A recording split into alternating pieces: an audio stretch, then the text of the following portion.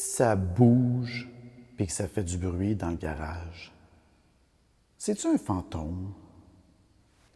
Ben non. On parle d'une machine CNC dans mon garage.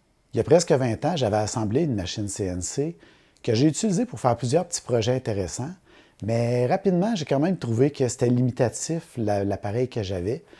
Il y avait beaucoup de choses que j'avais de la misère à faire, puis c'était quand même un peu frustrant à utiliser.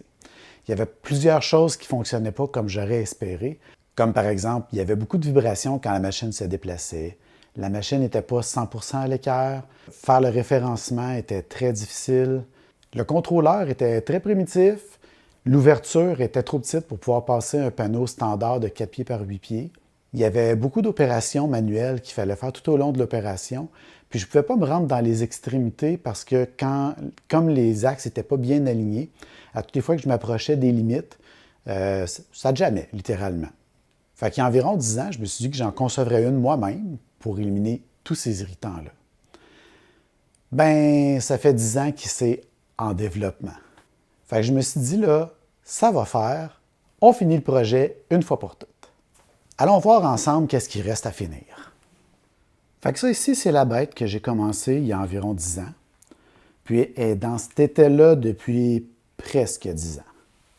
J'avais commencé la CNC dans le but de mettre un laser en arrière, puis une toupie en avant, pour pouvoir faire ou de la découpe au laser ou de la découpe à la toupie avec la même table. Sauf que quand j'ai réussi à faire fonctionner le laser, ne serait-ce que quelques instants, je me suis mis à avoir peur pour mes yeux parce que tout l'emplacement n'est pas fermé. Fait que j'ai un petit peu abandonné l'idée du laser sur cette machine-là au profit d'une machine dédiée laser bien fermée que je me suis procurée.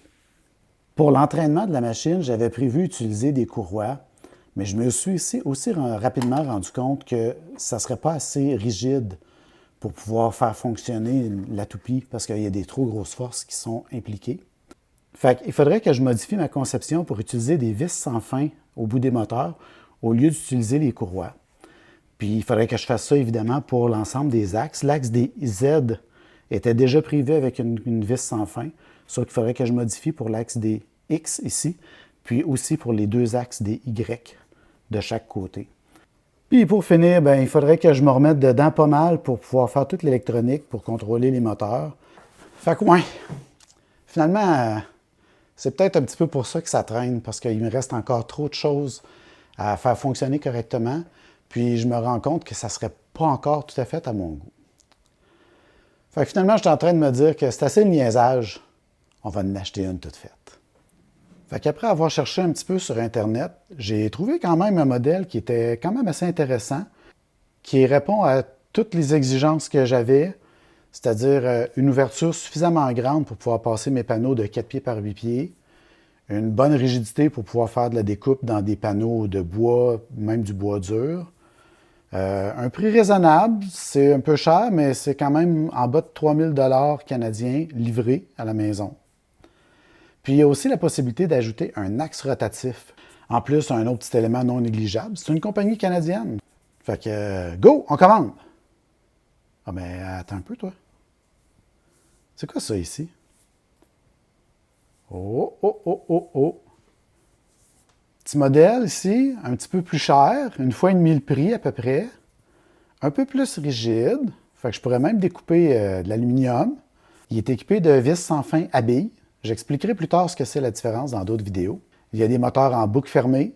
La vitesse de la broche peut être contrôlée directement par l'ordinateur. Il y a un système de référencement qui est déjà intégré pour retrouver le zéro de mes pièces ou plutôt de mon plan de travail. Ouais. Mais c'est plus cher.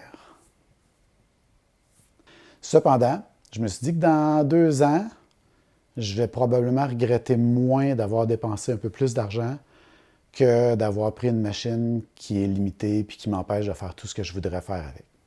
Fait que finalement, j'ai choisi le modèle un petit peu plus cher, l'Alt 1000. Après tout, j'étais à moins de 6 mois de ma fête, là. Fait que dans le prochain épisode, on va assembler le cadrage.